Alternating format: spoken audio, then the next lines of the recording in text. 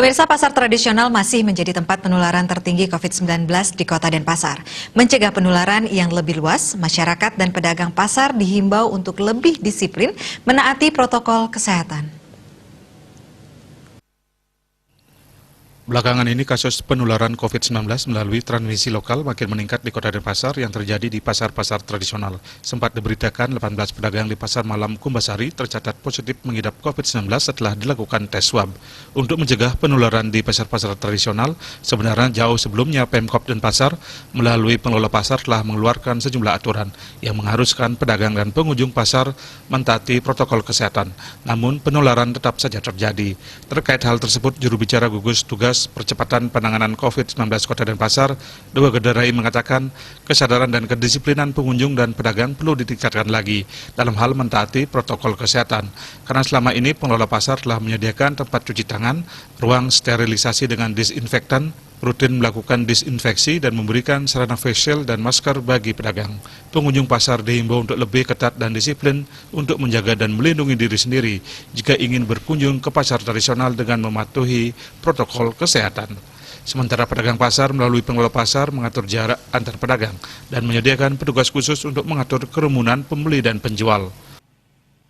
Nah, oleh karena itulah dengan ditemukan kasus yang pertama kali di Pasar Kumbasari dan kemudian juga Pasar Badung, kita melakukan testing, kita melakukan tracing sehingga kita lebih banyak menemukan pedagang yang sudah terkonfirmasi positif. Nah, dengan ditemukannya pedagang ini tentu kita tidak berhenti sampai di situ.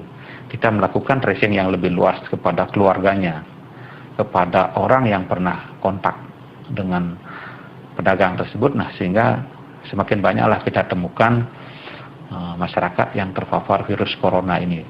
Tetapi ini kita sudah lakukan langkah-langkah selanjutnya seperti memblocking atau memblok pasar itu, kita tutup beberapa hari pasar itu, kemudian tempat perjualan pedagang itu kita sudah tutup juga selama 14 hari dan pasarnya kita tutup selama 6 hari. Kita melakukan sterilisasi. Kemudian pedagang ataupun orang yang sudah terkonfirmasi positif, kita lakukan isolasi atau karantina. Ada yang di rumah sakit ataupun di rumah singgah yang sudah kita siapkan. Nah, terus selanjutnya tentu kita tetap melakukan edukasi pada masyarakat bagaimana pentingnya menerapkan protokol kesehatan sehingga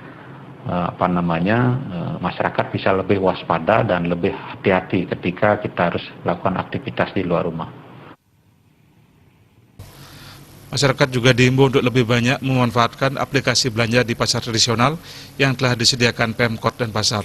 Hal ini bertujuan untuk mencegah penularan COVID-19 yang rentan terjadi dalam kerumunan di pasar tradisional. Ria Sobali TV.